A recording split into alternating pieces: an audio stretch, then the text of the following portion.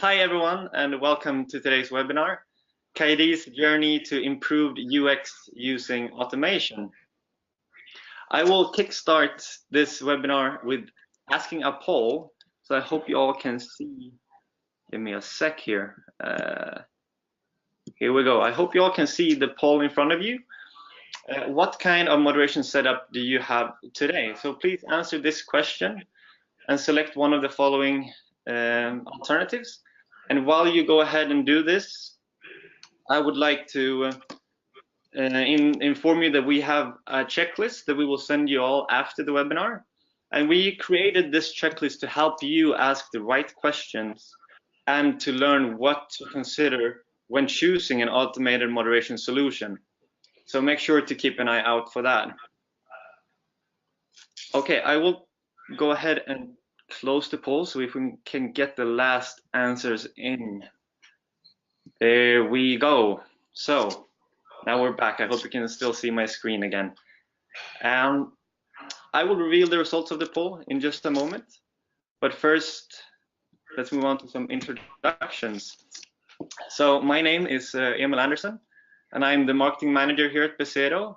I joined the team back in November 2017, and I hope most of you already know what we at Bezedo do, but for you newcomers, we work with, we help online marketplaces grow with trust through AI and human content moderation.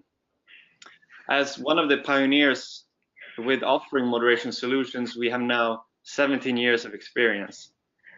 And we basically started off offering more manual moderation solutions, but have now in the last couple of years transitioned to becoming more tech-focused, offering top-class AI and machine learning to our clients. And I'm sure Tiwa will go into this later on, where he will talk about how our tool Implio helped with AI and automation for them. Today we have a global coverage with offices in 6 different countries around the world. And with me today is none other than the head coach, or CEO, if you will, of Kaidee, Mr. Tiwa York. Tiwa, would you like to introduce yourself? Sure. Hello, everyone. I'll go through a bit more detail about Kaidee as we go through the presentation, but very shortly, thank you, Emil and Bezedo, for having me today. And we're just here to share the story. So if you have any questions, please don't be shy. Go ahead and send them through on chat. I think Emil is going to be monitoring that, and we'll raise up the questions as they come along. For Kaidee, today we're Thailand's largest C2C marketplace. We reached about 30 million users in 2018. We've been operating since 2011. So we founded the business we launched it in September of 2011. Yeah. So Super. Great to be here and look forward to having a active discussion around moderation tools and telling our story about the struggles that we've had over the years.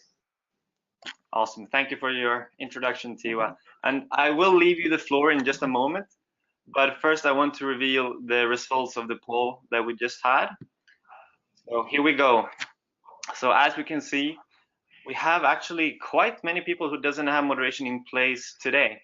So it will be very interesting for you guys to hear how Kaidee has managed to work with automation and moderation throughout the years. And regardless of which kind of setup that you have today, I'm sure today's webinar will bring a lot of insights and value that you can bring back to your own organizations. So I will let you share your screen, Tiwa. Okay. Give me a second here. There we go. And while you're setting your thing up on your site, I would like to just remind everyone that this is a great opportunity to ask Tiwa anything. So send in those questions on the right-hand side in the control panel, and we will answer them later on. It looks like you're ready, Tiwa. Go ahead. Yes, I am. Okay. First of all, I may apologize that there is a slight delay from in my slides as they come through, so we may have to wait for the visuals to come up on your side. Part of it has to do with we're operating out of Thailand, so we're quite a long ways away from Sweden at the moment. So, so just a little bit about Thailand. Thailand, we've got a 69 million person population. GDP per cap is about 17,000 USD. Internet users is quite a healthy penetration at 57 million. It's keen to note that that growth in internet users is all smartphone based. So Thailand's a market that jumped from desktop straight into smartphones, and desktop is a minor part of the traffic. So today desktop represents about 20% of our traffic. Mobile web is about 40%, and mobile apps is another 40%. In terms of our social media landscape, Facebook users were ranked number 8 globally in the number of Facebook users. I think still today, Bangkok's the #1 Facebook city in the world. We're heavy users of Instagram. YouTube is some massive stats for us, 2.4 hours per day. In fact, we're the largest in Asia in terms of a per capita consumption of YouTube. And the other key note here is that we are one of 3 countries in the world where the messenger app of choice is Line. So Line is dominant in Japan, Taiwan, and Thailand. In fact, Thailand is their #2 market, both in terms of users at 44 million, plus we are #2 in terms of revenue for them as well. So that's a little bit of background for the internet landscape of Thailand. And moving on for Kaidee itself, waiting for this screen to come through. As mentioned, we reached about 30 million Thais, and that represents about 329 million visits. We do roughly about 27 million to 30 million visits per month, 7 million uniques, and about 600 to 650,000 uniques per day, generating about 15 to 20 million page views, and we get about 30,000 items listed per day. So last year we had 8.7 million items listed for sale, and our top categories, as it comes through here, give it just a moment, is cars, is Kaidee. So we have a sub-brand, it's not a sub-site, it's just a sub-brand called Kaidee, which means cars. And by the way, Kaidee translates into English as sells well. So that's cars. #2 is motorcycles. #3 is mobile and tablet. #4 is property. So Ban Kaidee means house sells well. And properties are #4 most visited category. #5 is auto parts. Another key thing in terms of our use case of how people use Kaidee is that we've got a large percent of our traffic that searches for items on the platform. And we do about 2 to 3 million keyword searches per day on platform. And the top 5 things searched for was PCX, motorcycle, Honda PCX. MSX is another Honda motorcycle. Yamaha R15, so you see motorcycles are a huge category for us. And then speakers, and then finally refrigerator. So that gives you a good idea of kind of the business itself. Now, if we kind of take a look at the moderation landscape. So we don't have too much freedom of press in Thailand, to put it straightforward. There are several different laws that we have to abide by. So one, the most strict law is lèse majesté laws, which means you can't criticize or be critical of the royal family. So that means if something gets published on my site that goes against the royal family, basically I'm in trouble with the law. And it's a very, very serious topic. In addition to that, there's a lot of Consumer Protection Board laws in Thailand that we have to abide by. In fact, the Consumer Protection Board hired a full-time person to just watch Kaidee. That's it. That's their job. And then we've got, so things like, for example, no selling cigarettes. E-cigarettes are illegal in Thailand. Alcohol, so you can sell a bottle that's, say, like a Johnny Walker, as long as there's no alcohol in the bottle. If there's alcohol in the bottle, that's illegal to be placed online and advertised. We also have FDA laws that are very strict. For example, in Thailand, breast pumps, so mom and baby category, breast pumps are considered a medical device, and medical devices are not allowed to be advertised unless you have a distributor license for it. So technically, by law, if it's a secondhand item, I can trade it. I'm just not allowed to advertise it. Down to the fact that it's illegal to print it out on an A4 and stick it in front of the grocery store. That's illegal in Thailand for medical devices. So it kind of gives you an idea of the landscape that we deal with. We also abide by all World Wildlife Fund trading laws for pets. So we try to make sure that illegally traded animals ivory, things like that are blocked off the site. And have people tried to sell elephants, monkeys, birds that are illegally tried? Yes, they have tried. And we have to block all that content. So it kind of gives you a landscape of why we've been very serious about moderation and the landscape that we deal with. And now for us to tell a little bit about our story and our journey with moderation. When we launched the site, we were 100% post-moderated. So we would check on whatever got posted, but let it go live first. But with the landscape that we have, we realized, you know what, we need to be pre-moderated. And so we went to 100% pre-moderation. We had to build a tool of our own. And we started building that tool in early 2012 and developed it over time. Our ad moderators was human, so it was manual, and they would moderate about 350 to 400 ads an hour each. That tool was developed in-house and built on our backend that we had built from 2011. And we were quite serious, but it was also slow. So we had always aspired to try to get to 95% of ads moderated within 5 minutes. We never, at the time with our manual moderation, with trying to block fraud and spam, we were doing about less than 20% would go up in less than 5 minutes. And people were complaining. They would complain on all the message boards, on Facebook, on the App Store, and saying, why does it take so long for my ad to get approved? They wanted instant gratification. So along this journey, moderation, I guess, is another thing that, for those of you who aren't doing moderation at the moment, is also a key differentiator in our strategy. So we believe that moderation and our ad quality team is the heart of our business. And the reason they're important is because they keep the quality of my marketplace going. And the idea is that if I don't have a quality marketplace, nobody wants to walk around in my marketplace. Nobody wants to visit me. So we try to keep high control over the quality of listings that go on the site.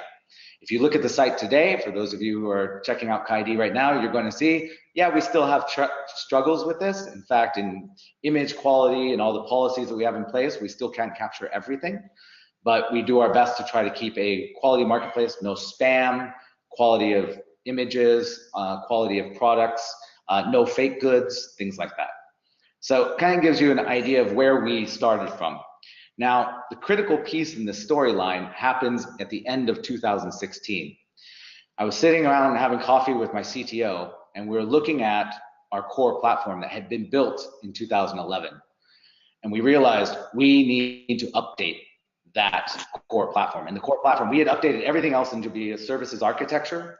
So we had built everything we could into services, but we had this monolithic core, which was our ad posting and member system. So we looked at it and we said, look, if we're going to drive this business for the next 5 to 10 years, we need to fix this. Now, we decided to take the hard yards of fixing that, but part of that, to fix that, meant we would have to rebuild our moderation tool. And rebuilding that moderation tool was a massive undertaking because we looked at it saying, okay, we can rebuild our core system. And what we went to was a services architecture with a messaging platform behind Kafka. We brought in things like Cassandra for real-time tracking of analytics. We switched from a MySQL database to a Postgres database and really just try to up our technology game.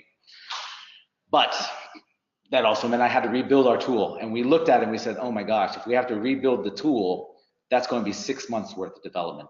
And it's going to take up basically my full team of developers. So today we have a product and dev team of about 30 people.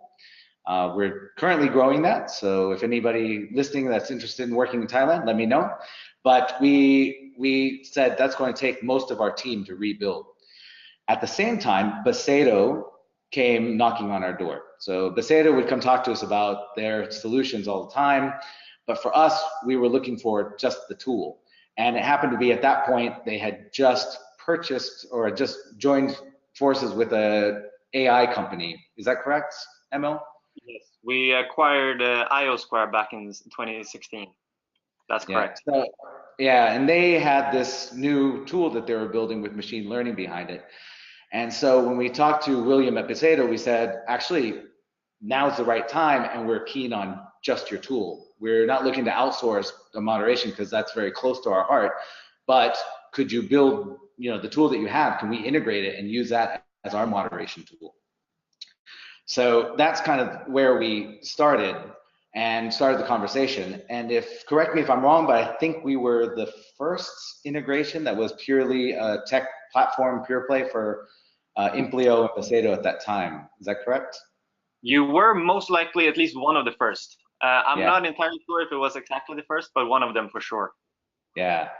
Now, with that, there were some challenges, and we faced some challenges. And one of the challenges we faced was understanding the life cycle of an ad and how passing that from our core system into Implio and then receiving that back and how to manage that ad. So it's not like you just turn on Implio and you're done. You actually have to think about the whole UX for your customer service team, your internal moderation team, and how it passes between our core platform over into Implio.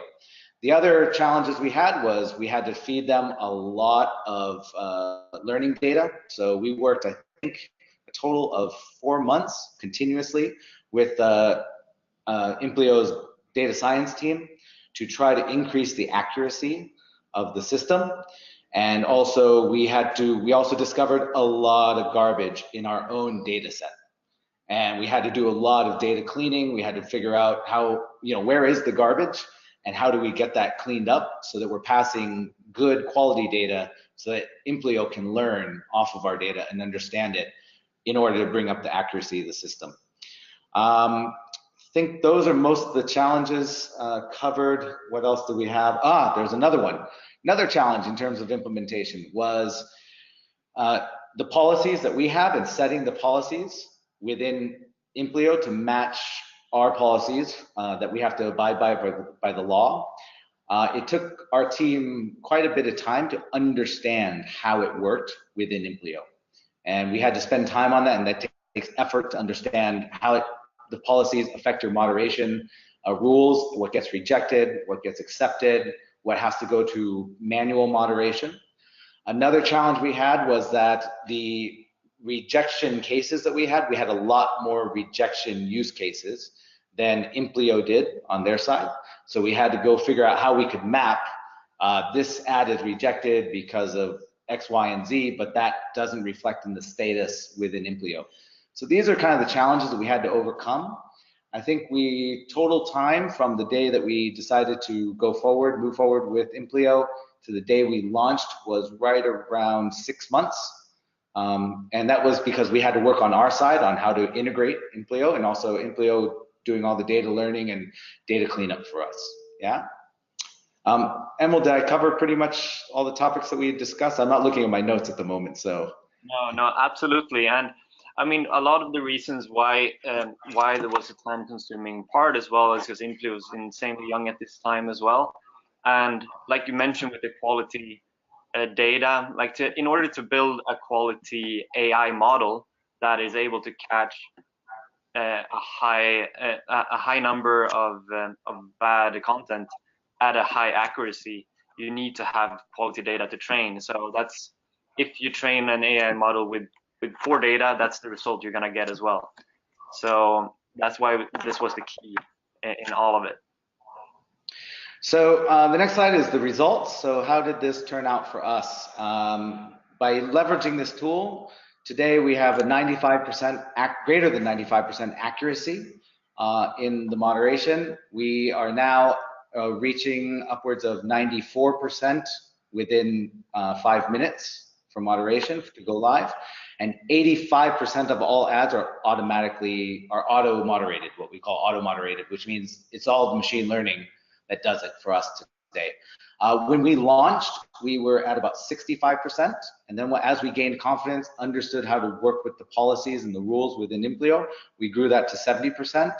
And then the Implio team themselves worked really closely with us to push that up into the 75, then 80th percentile, and now 85% today.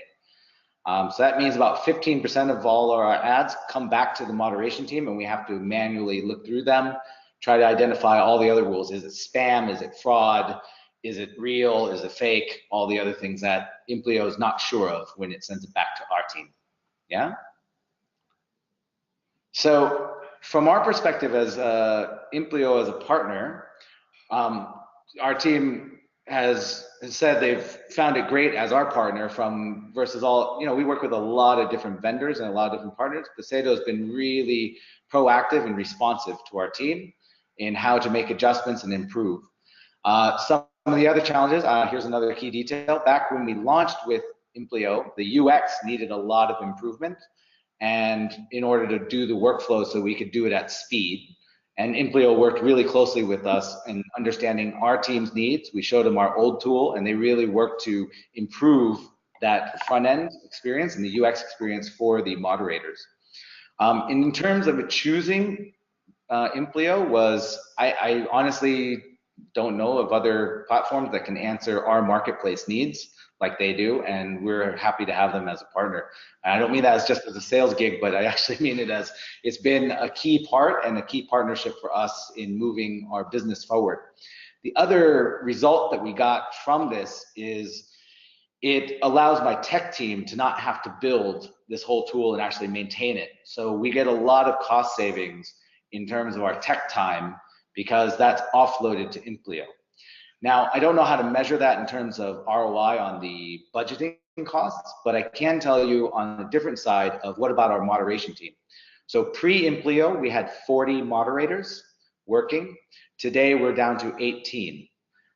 There is a slightly, if you look at the total cost, it's about break even, maybe a little bit more expensive because of technology, but once you put in the cost savings of my team, of our dev time behind it, it's definitely much more efficient and effective for us. Yeah. So that kind of brings me to the end of my story or my journey as Kaidee, and maybe we can open it up for questions, Emma? Yes, absolutely. And we have received a couple, but first off, I have like a question of my own.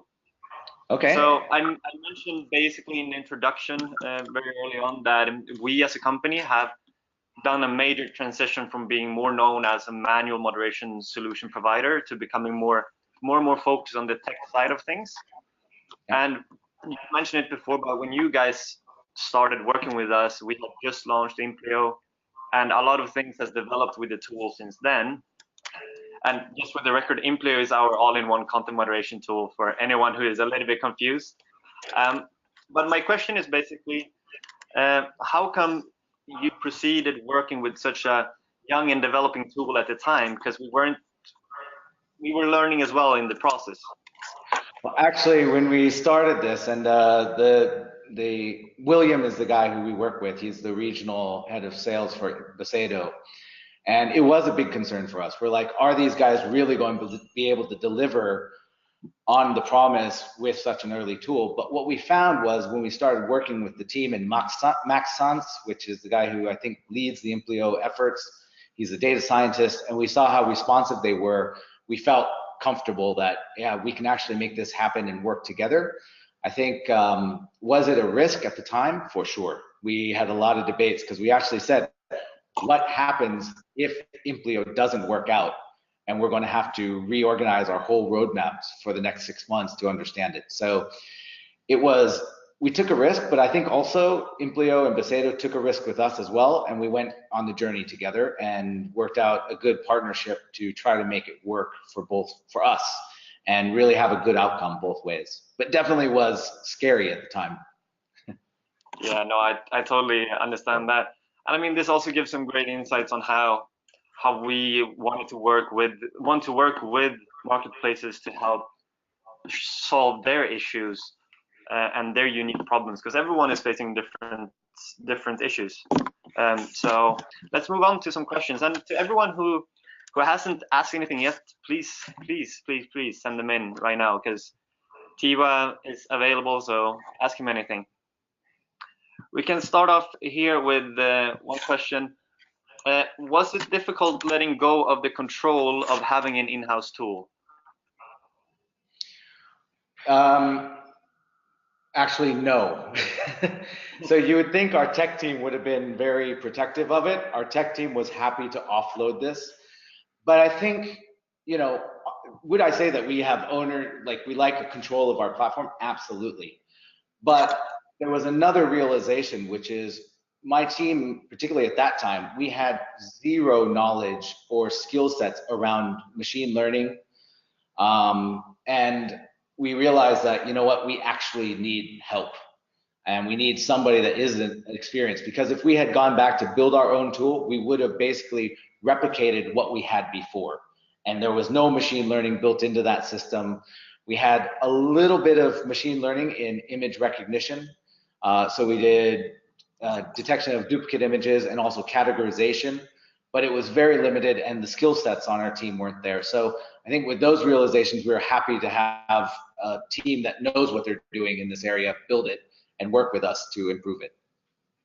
Maybe like a quick follow-up on that could be, do you feel that you have lost any control in that sense?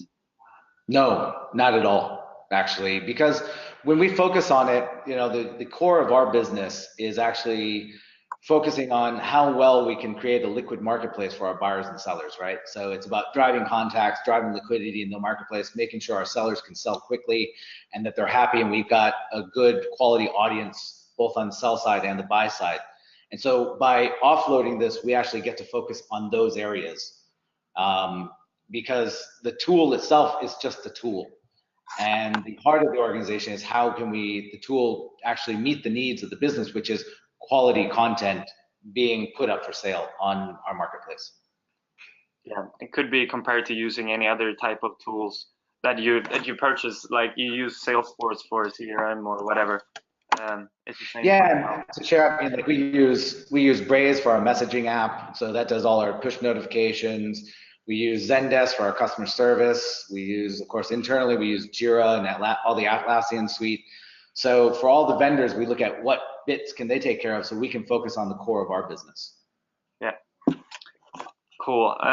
We have another one here, and it's what's the ROI from the increased efficiency versus the added moderation cost? I don't have specific numbers for you. I can tell you total cost, if you look at the moderation team plus the technology cost, is slightly higher. Roughly, I don't know, probably about 5 or 10% higher than when we just had the staff and our own in-house tool. That, again, it does not take into account the dev costs that we had. So if I put in the dev cost, then I would say we saved a bunch of time and a bunch of money if you added in all the headcounts that it would take to build up the moderation tool again, because I would have needed minimum 2 full-time back-end engineers working on it. I would have needed my UX team and the front-end team to build out the tool again, plus a PO. So it would have taken us a lot of cost just on that. So I don't know how to calculate that, and we've never done a full analysis like that at this point. Yeah. I hope that kind of answers the question well enough for the audience, but if you want to get in more detail, please send through a follow-up on that. Yeah, I hope it's good enough as well. And I mean, it's not only just building the tool, it's also around the management of the tool afterwards as well, which is a lot of added time spent and costs that comes with it. Actually, and that's a good point, because now our team, instead of just trying to get the volume of ads through the system, now we focus on quality topics. How do we better spot scammers? We spend a lot more time on fraud detection these days, and a lot more time on our policies and how do we continue to improve the quality of ads. I'll give you a this week example. This week example of this is we're launching a new policy which we won't allow property and car sellers to put in their contact details into the images. So we looked at those particular ads. We saw that people that put that contact details in the images actually have less liquidity. And also it doesn't give for a good buyer experience either. So we've focused on those types of topics to try to improve the quality of the marketplace, rather than having going, okay, did we get through all the ads that were posted today in a given amount of time? Maybe a couple operational notes around that. We moderate 7 days a week. In the early days when we had our own tool, we did 24/7. Today we moderate 7 a.m. to 11 p.m. And we do it 7 days a week. And we also, overnight, it's only the automation, and we always have a queue in the morning. Our queue in the morning, if I remember correctly, is about 1,000 ads or so waiting in the queue, and our customers totally understand that, hey, look, I posted at 2 a.m., it's going to take time. Super. We have a very long question here from Justin, so be ready, be focused when I read this one out. So in the ban Kaidee section of your site, have you faced an issue when agents posting fake listings / properties just to acquire leads? Yes, we have. We've struggled to, how do you validate and how do you know if it's a real or fake listing? We haven't solved this problem yet, to be honest with you. And we struggle to figure out how to do that while keeping the UX experience simplified.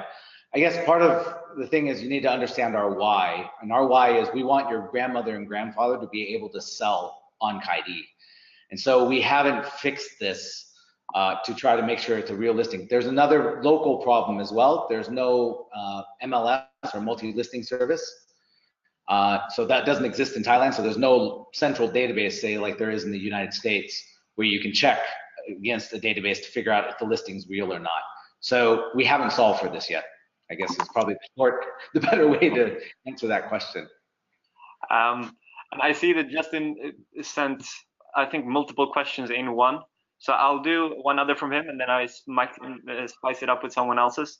But the next one is, how have you managed to fix it with automation, or do you still have to review such listings manually or use some internal tools for it? So those types of, like I said, we haven't solved for the fake listing, but what happens is we have a set of policies that are built into Implio. And if it goes outside of those policies and what the machine learning has understood about how we moderate, it will send it back to our team, and our team does a manual check against it. And to be frank with you, we get it wrong as well. And so there still slips through the cracks, and we still get fake goods, and we get fake listings still show up on the site today, and we try to minimize that. The other thing is that we also have a report this ad feature on the inside Kaidee. So we also depend upon our community to identify ads that slip through the cracks and no, this one's not okay, and send it back to us. One of the key things about that feedback loop of our reporting this ad feature is we also have to take that data and continue to teach Becedo about what slipped through and how do we make sure that it doesn't slip through the next time. Yeah, so you always can keep on tweaking and learning the tool. Yes. He did also ask about the percentage. I don't know if you have that, of like how many percent of those listings have you managed to reduce with automation. I'm not sure you have those numbers. Yeah, I don't have those numbers at all. I can say about fraud listings. So the fraud listings that still sometimes slip through or creep in represents about 0.02%. About 0.002% of all our listings. So we've gotten pretty good about blocking them, but the fraudsters and scammers, they're always finding new ways to try to get around our system. Yeah, they sure do. All right, we have a question here. Are your users happier now that you have a much faster time to site? Do they convert better, and has it increased retention acquisition? Yes, yes, and yes. This is a very important metric for us. So it used to be that if you look in the history of our app store, you can probably find the comments. I think you can go back and look historically from around 2015, 2016. You'll see tons of comments that saying, why doesn't my ad ever go live? Why is it so slow? And it used to be a number 1 to number 2 customer service ticket every single month. And today it's no longer a topic. It definitely brings back users, because at that time they post, it doesn't go live. It maybe takes 5 to 8 hours before it goes live. They'll forget about it and they never come back. But with this, it's going to speed the market. They get that instant gratification and they see, oh, my ad's live. And with that, we also have other metrics that we closely track, which is how long before the ad gets its first contact. And our goal, what we've done with our data is we've tested it to figure out, if the contact happens within 7 hours of posting, the retention rate of that user, of that seller, triples. So we try to optimize for that, and we do a lot of other things. And these are the areas that my team can now spend time on, which is like, if we see that your ad hasn't received a contact, we will go give suggestions about, hey, by the way, we'd recommend you to reduce your price a bit or improve your pictures and other things in order for them to drive liquidity. Super. I hope that really answered your question. Another one here is, with 4 months learning process, how large is the data it looks like? And maybe I can take this one. And usually when we look at training our models, as much data as possible is always preferred. Like, I know Maxence would love if our CTO, he would love if he had endless amounts, because then you have a lot of good quality to work with. But we would always usually say around 500,000 listings in data. And I don't know how much you shared with us at the time, Tiwa. Actually, it ramped up. So there were tiers and stages that we had to go through. Stage 1, I think we shipped over something like 100,000 listings. And don't quote my exact numbers on this, but I remember the tiers that we had to go through. So first data set we sent over to Maxence and the team, we sent over a smaller set, and what they were really checking for was, how's the quality of Tiwa's data? How is Kaidee's data? Is it dirty? If it's dirty, what do we need to clean up on it? So that was stage 1. Once we got past stage 1 and figured out where our data pipe needed improvements, then we went to stage 2 and we ramped it up to something like 500,000. I think the final training data set that we sent over was something like 5 million ads. And we sent both new and historical ones. And that was, I think that was our final set that we sent over before we went live with the tool. Yeah. No, and I mean, when building the tool, when building the models, it's always a process. So it's first using ads to be able to build it, and then you need to improve. You use another data set to improve the quality of it and the accuracy, and then that ramps up. So it's exactly like you're saying, Tiwa. It requires a lot of data, but usually we look at a minimum of around 500,000. So yeah, I hope that answers. Actually, in terms of the implementation, I don't think I really touched on this. The other thing that you have to be ready for is your data team working closely with the Implio team to make sure that the data is quality. Because I think most of us, all of our businesses struggle with our data pipeline, our data pipes, and the quality of data that's putting through, if you're a C2C marketplace like us, because we have a ton of unstructured data. There's another challenge that Implio had to overcome for us, which is Thai language. The fact that Thai language script was another challenge that we didn't know when we were going into this with Implio as to whether or not they would be able to understand Thai script.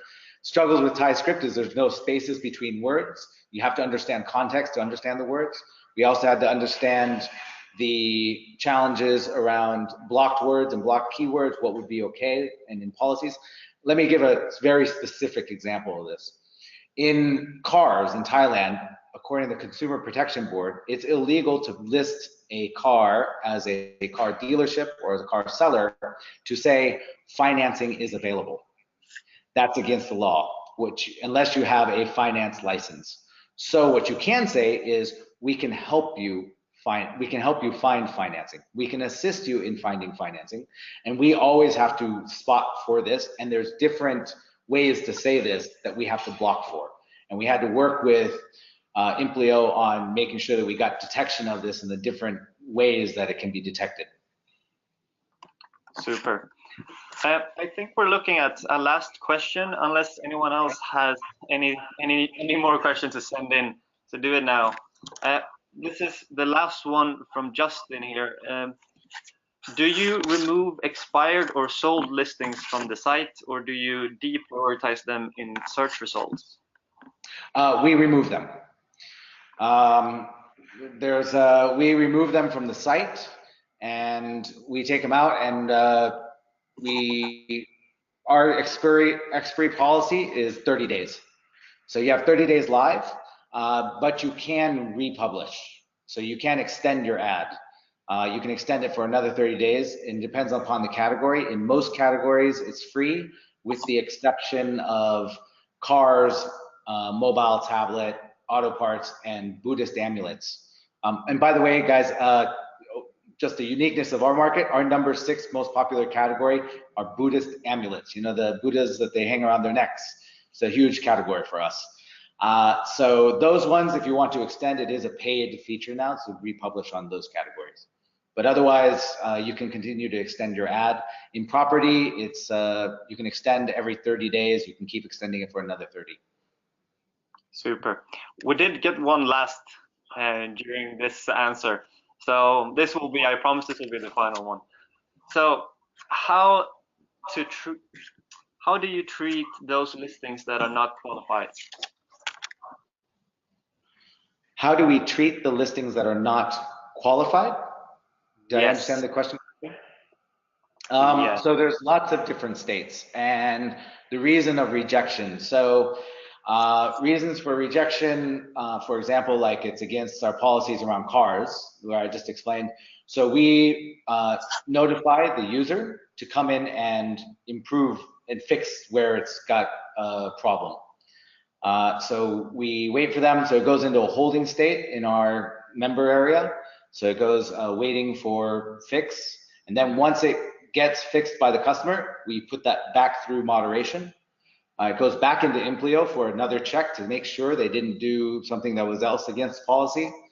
And we have to do that because, for example, if they said, okay, I went and fixed the whatever Tiwa said, but then they put a nude picture, added one nude picture of a guy or girl, I have a problem. I need to remoderate that. So that's for most of our stuff. We send it back. There is a certain case that we do not notify, and that's if we've identified a fraud listing. We don't say anything. We just take it down. Yeah. Super. Thank you for your answers, Tiwa, and I hope all of you listening in got the questions you asked answered and got some good insights and tips and tricks that you can bring to your organizations. Do you have anything else you want to add, Tiwa, before we round off?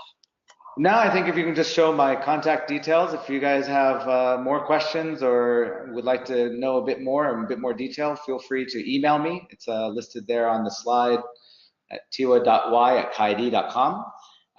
Happy to share more of what we know and the things that we've gone through in our journey in Kaidee so far. And for us, it's always great to share with others because then we get to learn from you as well and your journeys and teach us about what we can improve here in Kaidee in Thailand. Yeah, thank you everybody, and I hope you guys found it helpful and insightful about our Kaidee journey so far. Yeah, great. Thank you, Tiwa. And if you want to learn more about us at Bezedo, how we can help you solve your content moderation challenges, you can always visit our website at bezedo.com or just drop me a line at emil.anderson@bezedo.com. And yeah, thank you very much, Tiwa, for being part and participating today and sharing your knowledge. It's been very, very nice having you. My pleasure. My pleasure. Great. Thank you. Thank you to everyone calling in today. And don't forget about the checklist that I spoke about in the beginning. Check those inboxes and also keep an eye out for any future webinars with us. Thank you. Bye. Cheers.